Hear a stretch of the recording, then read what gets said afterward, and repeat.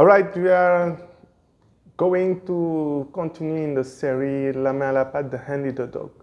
And we are now in the 10th chapter of the book of 1 Kings.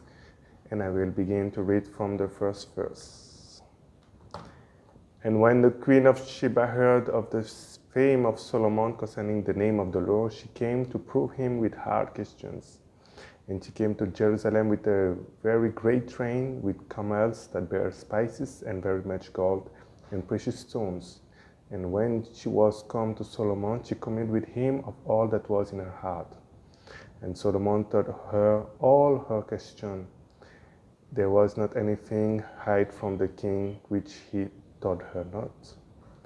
And when the queen of Sheba had seen all Solomon's wisdom and the house that he had built, and the meat of his table, and the sitting of his servants, and the attendance of his ministers, and their apparel, and his cupbearers, and his ascent by which he went up unto the house of the Lord, there was no more spirit in her. And she said to the king, It was a true report that I heard in my own land of thy acts and of thy wisdom. Howbeit I believed not the words until I came, and my eyes had seen it. And behold, the half was not told me. Thy wisdom and prosperity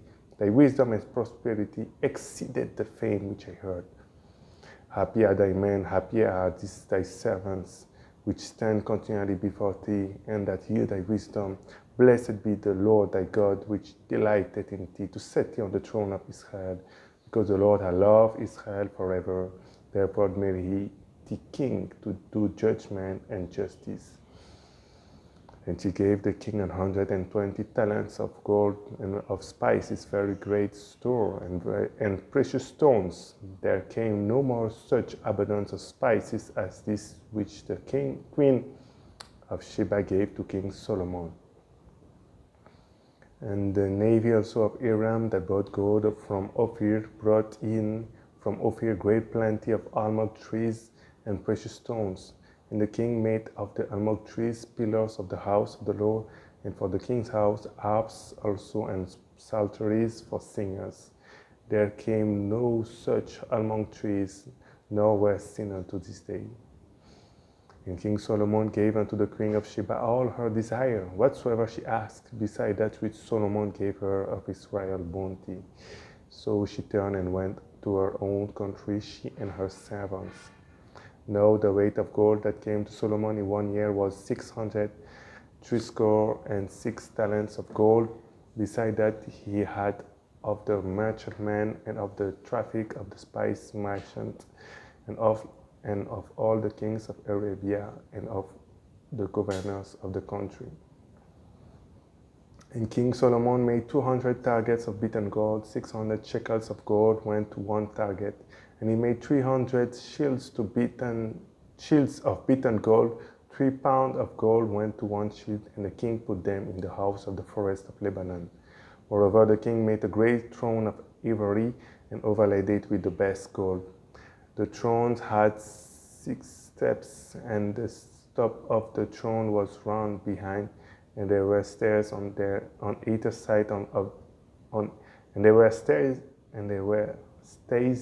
on either side on the place of the seat, and 2 lions beside the stays.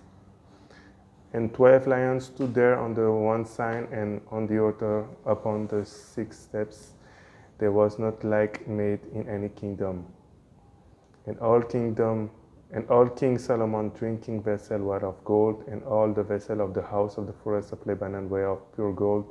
None were of silver. It was nothing accounted of in the day of Solomon. For the king had at sea a navy of Tarshish with the navy of Hiram. Once in 3 years came the navy of Tarshish, bringing gold and silver, ivory, and apes and peacocks. So King Solomon exceeded all the kings of the earth for their riches and for wisdom, and all the earth sought to Solomon to hear his wisdom, which God had put in his heart. And they brought every man his present, vessels of silver, and vessels of gold, and garments, and armors, and spices, horses, and mules, a rate year by year. And Solomon gathered together chariots and horsemen, He had 1,400 chariots and 12,000 horsemen. When he bestowed in the cities for chariots and with the king at Jerusalem. And the king made silver to be in Jerusalem as stones, and cedar made he to be as sycamore trees that are in the vale for abundance. And Solomon had horses brought out of Egypt, and linen yarn. The king's merchant received the linen yarn at a price. And a chariot came up and went out of Egypt for 600 shekels of silver, and a horse for 150. And so for all the kings of the Hittite and for the kings of Syria did they bring them out by their means. So this was a reading of the 10th chapter of the book of First King. Just like we saw, we are still in the first section of the book of First King. From chapter 1 to chapter 11, we are talking about the kingdom of Solomon, and we saw in the last series from chapter 5 to chapter 9, we were talking about the building of the temple and of the dedication also of the temple of the Lord. And now we are in another phase where we can say we are in the best moment of the life of Solomon. And his fame is, he have a great fame. A lot of people is coming, the Bible is saying here, from every place. And here we are talking especially about the Queen of Sheba, who is coming from her country to hear the wisdom of Solomon. And Solomon had such a great wisdom, and he was blessed with gold, and there was a lot of gold in his time. So this is a very great moment, great time in the history of the whole people of Israel. I think that this was maybe the best time to live, and we are now in the best of the best, chapter 10, where everything is all right, and Solomon is blessed in every place. He has peace, he has everything that he needs.